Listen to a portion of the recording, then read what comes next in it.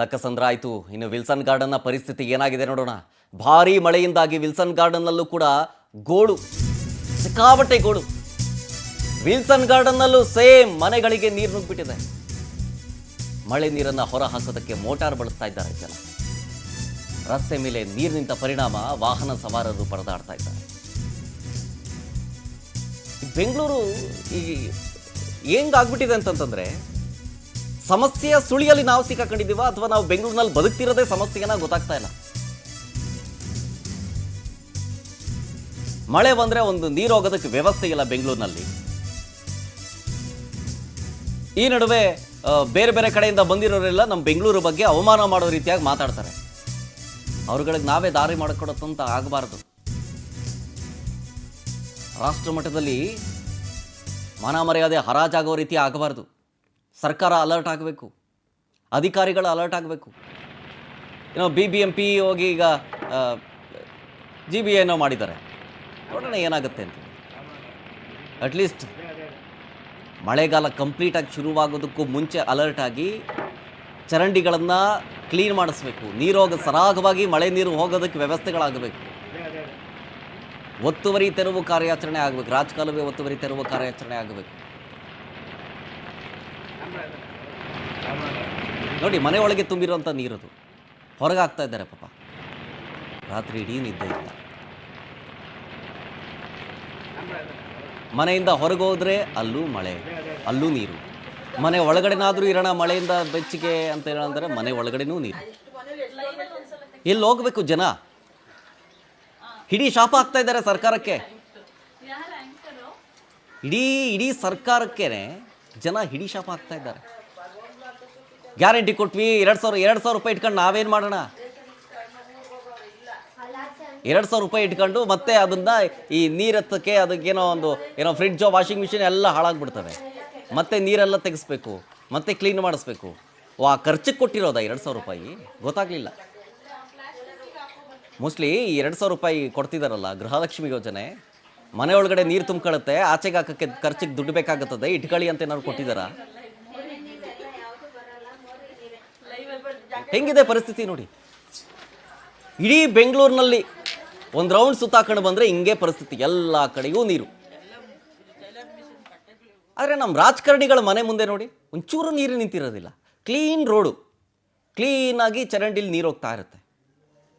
ಆದರೆ ಅವ್ರಿಗೆ ಓಟ್ ಹಾಕೋ ಜನ, ಅವ್ರ ಮನೆ ನೋಡಿ ಹಿಂಗಿದೆ.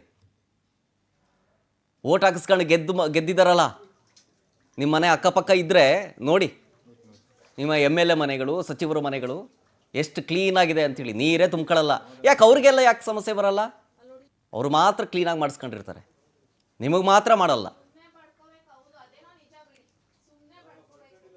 ಪಾಪ ನಾವು ರಾಜ್ಯದ ಥರ ಮೇರಿ ಅಂತ ಅವ್ರಿಗೆ ಬಿಡೋದು, ನಾವಿಲ್ಲಿ ಕಸದಕ್ಕಿಂತ ಕೀಳಾಗಿ ನಾವು ಬದುಕಬೇಕಿಲ್ಲಿ.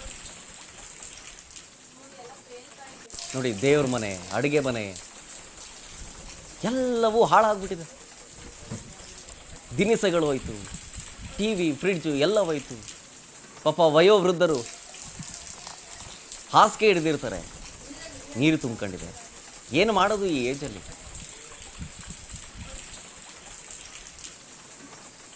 ಪಾಪ ಅನ್ಸುತ್ರಿ ಇದೆಲ್ಲ ನೋಡಿದ್ರೆ. ಯಾಕೆ ರಾಜಕಾರಣಿಗಳಿಗೆ ಮನಸ್ಸಿಲ್ವಾ ಇದೆಲ್ಲ ನೋಡಿದ್ರೆ?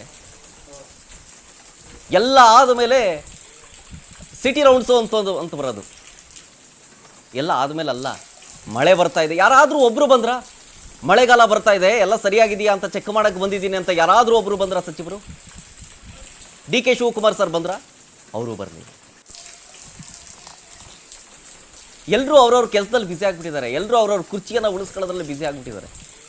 ಈಗೇನೋ ಸಚಿವ ಸಂಪುಟ ಪುನರ್ರಚನೆ ಅಂತೇನೋ ಸುದ್ದಿ ಬಂತಲ್ಲ, ಅದರಲ್ಲಿ ಬ್ಯುಸಿ ಆಗಿದ್ದಾರೆ. ಪಾಪ ಜನರ ಗೋಳು ಕೇಳೋರು ಯಾರಿಗಿಲ್ಲ. ನಮಗೆ ನಾವೇನಾ?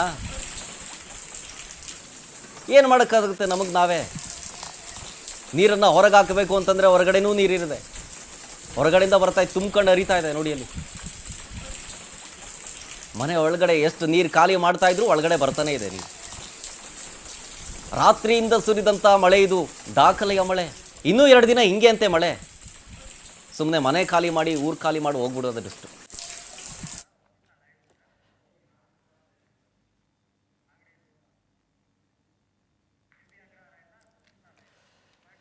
ಎಸ್, ರಾಜಧಾನಿಯಲ್ಲಿ ಏನೇನು ಅವಾಂತರ ಆಗಿದೆ ಅಂತ ಹೇಳಿ ನಮ್ಮ ಪ್ರತಿನಿಧಿಗಳು ರೆಡಿ ಆಗಿದ್ದಾರೆ. ವರ್ಷಿತಾ ತಾಕೇರಿ ಕೆಪಿ ಅಗ್ರಹಾರದಿಂದ ಲೈವ್ನಲ್ಲಿದ್ದಾರೆ. ವರ್ಷಿತಾ ತಾಕೇರಿ, ಏನೇನಾಗಿದೆ ಅವಾಂತರ ಅಂತ ಅಲ್ಲಿ ಮಳೆಯಿಂದ? ಎಸ್ ಶರತ್, ರಾತ್ರಿಯಿಂದ ಕೂಡ ಬೆಳಗ್ಗೆವರೆಗೂ ಬೆಂಗಳೂರಿನಲ್ಲಿ ಸಾಕಷ್ಟು ಮಳೆಯಾಗಿರೋದ್ರಿಂದ ಬೆಂಗಳೂರಿನ ಸಾಕಷ್ಟು ಏರಿಯಾಗಳು ಕೂಡ ನೀರಿಗೆ ತುಂಬಿ ಹೋಗಿರುವಂಥದ್ದು. ಅದರಲ್ಲೂ ಕೂಡ ನಾನೀಗ ಮಾಗಡಿ ರೋಡ್ನ ಕೆಪಿ ಅಗ್ರಹಾರದ ಹತ್ರ ಇದ್ದೀನಿ. ಸದ್ಯ ಗಮನಿಸ್ತಾ ಇರಬಹುದು, ಮನೆ ಒಳಗೆ ರಾತ್ರಿಯಿಂದ ಕೂಡ ನೀರಿತ್ತು. ಹಾಗಾಗಿ ಈಗ ಸದ್ಯದ ಮಟ್ಟಿಗೆ ನೀರು ಕೊಂಚ ಕಮ್ಮಿ ಆದ್ರೂ ಕೂಡ ಒಳಗಿರುವಂತಹ ಐಟಮ್ಸ್ಗಳು ಎಲ್ಲವೂ ಕೂಡ ಹಾಳಾಗಿರುವಂಥದ್ದು. ಯಾಕಂದ್ರೆ ಪ್ರತಿ ಬಾರಿ ಕೂಡ ಈ ಒಂದು ಏರಿಯಾಗೆ ಮಳೆ ಬಂದಂತಹ ಸಂದರ್ಭದಲ್ಲಿ ಜನ ನಿದ್ದೆಯನ್ನ ಬಿಟ್ಟು ರಾತ್ರಿ ಇಡೀ ಕೂಡ ಮನೆಗೆ ಯಾವಾಗ ನೀರು ನುಗ್ಗುತ್ತೋ ಅದನ್ನ ಹೇಗೆ ತೆಗೆಯೋದಪ್ಪ ಅನ್ನುವಂತಹ ಚಿಂತೆಯನ್ನ ಮಾಡ್ತಾರೆ.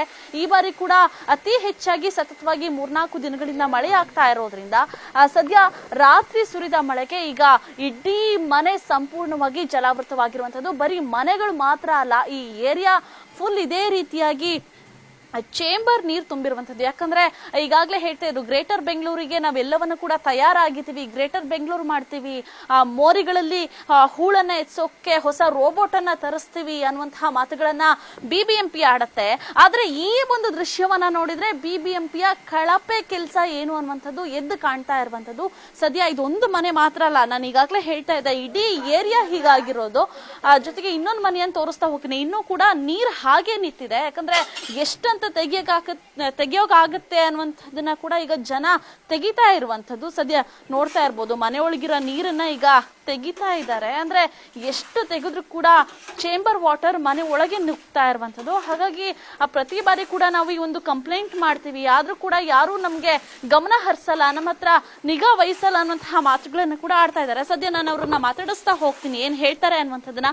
ಮೇಡಮ್, ರಾತ್ರಿ ಇಡೀ ಮಳೆ ಬಂತು, ಮನೆ ಒಳಗೆ ನೀರ್ ತುಂಬಿದೆ, ಪ್ರತಿ ಸಲ ಹೀಗಾಗತ್ತಾ, ಏನು ಆಗತ್ತೆ ಮೇಡಮ್? ಕಾಲ್ ಅವರ್ ಜೋರಾಗಿ ಮಳೆ ಬಂದ್ರೆ ಸಾಕು, ಚೇಂಬರ್ದೆಲ್ಲ ಉಕ್ಕುತ್ತೆ. ನಾವ್ ಏನ್ ಮಾಡೋದು ಅಂತಾನೆ ಗೊತ್ತಾಗ್ತಾ ಇಲ್ಲ. ಊಟಕ್ಕೆ ಇವಾಗ ಮೋರಿ ನೀರೇ ತುಂಬೋದು, ಬೇರೆ ಮಳೆ ನೀರೇ ತುಂಬಿದ್ರೆ ಏನು ಅನ್ಬೋದು, ಬರೀ ಚೇಂಬರ್ ನೀರೇ ಇರುತ್ತೆ.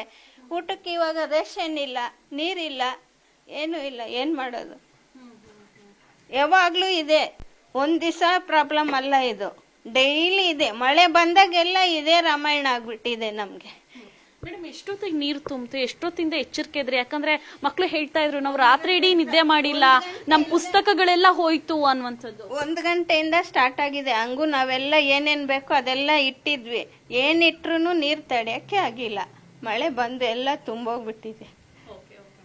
ಅಂದ್ರೆ ಶರತ್, ಇವರು ಕೂಡ ಕಣ್ಣೀರನ್ನ ಹಾಕ್ತಾ ಇರುವಂತದ್ದು. ಅಂದ್ರೆ ಒಂದು ಕಡೆಯಾಗಿ ಎಷ್ಟು ನೀರ್ ತೆಗಿಯಕ್ಕಾಗತ್ತೆ, ರಾತ್ರಿ ಇಡೀ ಕೂಡ ಎದ್ದಿದೀವಿ, ಆದ್ರೂ ನೀರ್ ಇಷ್ಟು ಫುಲ್ ಆಗಿ ತುಂಬಿದೆ ಅನ್ನುವಂಥದ್ದು. ಇನ್ನೊಂದು ಕಡೆಯಾಗಿ ಹಿರಿಯರು ಕೂಡ ಇದ್ದಾರೆ, ಅವ್ರನ್ನು ಕೂಡ ಮಾತಾಡಿಸ್ತಾ ಹೋಗ್ತೇನೆ.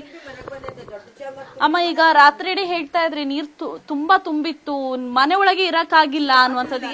ರಾತ್ರಿ ಎಲ್ಲ ಮನೇಲಿ ಇರಕ್ ಆಗಿಲ್ಲ. ಎಲ್ಲ ನೋಡ್ರಿ, ಹಾಸ್ಕೊಳ್ಳೋದು, ಹೊತ್ಕೊಳ್ಳೋದು, ಟೈಲರ್ ಮಿಷಿನ್ ಬಟ್ಟೆ ಎಲ್ಲ ನೆಂದಿ, ಕುಡಿಯಕ್ ನೀರು ಇಲ್ಲ, ಅಕ್ಕಿರಾಗಿ ಎಲ್ಲ ಹೋಗ್ಬಿಟ್ಟೈತಮ್ಮ, ಎಲ್ಲ ನೆಂದೋಗೈತೆ. ರಾತ್ರಿ ಎಲ್ಲ ಎದ್ದೇ ಇದೀವಿ ನಾವು. ವಯಸ್ಸಾದವ್ರು ಮಲ್ಕೊಂಡವ್ರು ಹುಷಾರಿಲ್ಲ, ಕೈ ಹಿಡ್ಕೊಂಡಾಗ ನೀರಲ್ಲಿ, ಇಷ್ಟು ನೀರಲ್ಲೇನೆ ಹಿಡ್ಕೊಂಡ್ ಮೇಲ್ ಮಲಗಿಸಿದೀವಿ ನಾವು. ಇಷ್ಟು ನೀರಲ್ಲೇನೆ, ಅದು 3 ಗಂಟೆ ರಾತ್ರಿ ನಮ್ಮ ಮೊಮ್ಮಗಳು ಕೈ ಹಿಡ್ಕೊಂಡಾಗ ಮೇಲ್ ಮಲಗ್ಸಾರ. ನೋಡ್ರಿ ಹೋಗಿ ನಿಮ್ ಮೇಲ್ ನಮ್ಮ ಯಜಮಾನ್ರು ಮಲ್ಕೊಂಡವ್ರು, ಹುಷಾರಿಲ್ಲ ಅವ್ರಿಗೆ. ನೋಡಿ, ಅವ್ರ ಹಾಸಿಗೆ ಎಲ್ಲ ನೆಂದೋಗದ, ಇವಾಗ ಅದ್ ಎತ್ತಾಕ್ಬೇಕು ಹಾಸಿಗೆ ಎಲ್ಲ. ಈಗ ಪ್ರತಿ ಬಾರಿ ಕೂಡ ನೀರ್ ತುಂಬುತ್ತೆ ಅನ್ನುವಂಥದ್ದು ಗೊತ್ತು, ಕಂಪ್ಲೇಂಟ್ ಏನಾದ್ರು ಮಾಡಿದ್ರ? ಎಲ್ಲ ಮಾಡಿದ್ರು ಏನು ಬಂದ್ ನೋಡಲ್ಲ ಮೇಡಮ್.